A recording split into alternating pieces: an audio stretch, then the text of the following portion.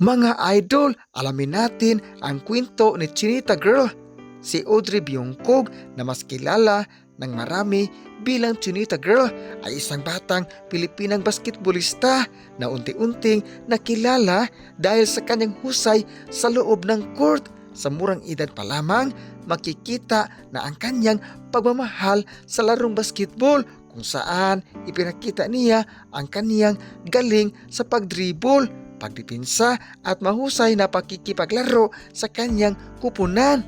Mga idol, alam ba ninyo, habang lumalaki na siya, mas lalo niyang hinasa ang kanyang kakayahan sa basketball sa pamamagitan na walang sawang ensayo at disiplina. Hindi naging madali ang kanyang paglalakbay dahil kinakailangan niyang pagtagumpayan ang pagod. Siyempre naman, pressure at matinding pagsasanay. Sa kabila nito, nanatili siyang porsigido dahil alam niyang bawat sakripisyo ay may kapalit na tagumpay.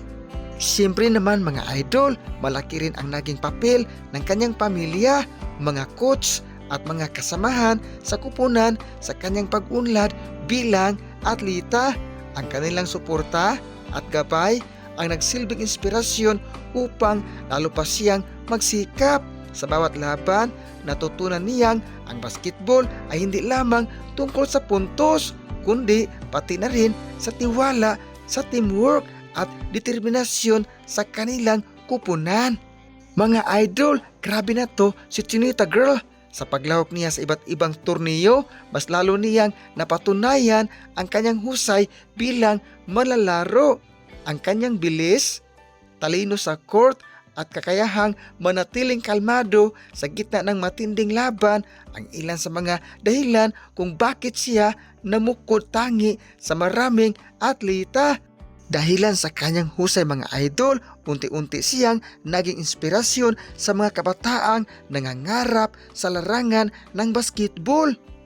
Isa sa pinakamalaking tagumpay sa kanyang karera ay ang pagkapanalo ng gold medal sa palarong pambansa sa prestihiyosong kompetisyong ito. Mga idol, ipinamalas niya ang kanyang galing at tibay ng loob laban sa mahuhusay na malalaro mula sa iba't ibang rehiyon ng bansa. Ang tagumpay na ito mga idol ay naging bunga ng kanyang sipag, tiyaga at walang sawang pagsisikap. Ang buhay ni Audrey Biongkog mga idol ay patunay na walang imposible sa taong may pangarap at determinasyon sa pamamagitan ng sipag, disiplina at pananampalataya sa sarili. Napatunayan niyang kayang maabot ang tagumpay. Siya ngayon ay nagsisilbing inspirasyon sa maraming kabataan na nangangarap maging matagumpay sa larangan ng basketball.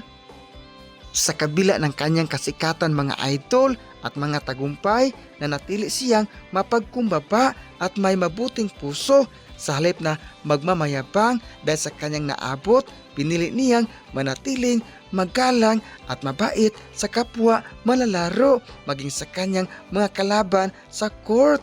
Ipinakita niya na ang tunay na kampiyon ay hindi lamang nasusukat sa daming panalo, kundi sa magandang pag-uugali. Mga idol, higit sa lahat, kilala rin si Chinita Girl sa kanyang pagiging mapagmahal at mapagpasalamat sa kanyang mga tagahanga. Mga idol, hindi niya kinakalimutang pahalagahan ang suporta at pagmamahal na natanggap niya mula sa kanyang fans. Dahil dito, mas lalo siyang minamahal at nagsisilbing inspirasyon sa maraming kabataan na nangangarap matagumpay ng may kababaang loob. Ganyan kahambol ang ating idol si Chinita Girl. At sa wakas mga idol, maraming salamat sa panonood sa ating mga content. Sana makontento na po kayo sa kanya at wag nang hahanapan ng iba. My name is Jason Titong pa rin. Sa malaking epekto ang pagkawala mo sa aking puso.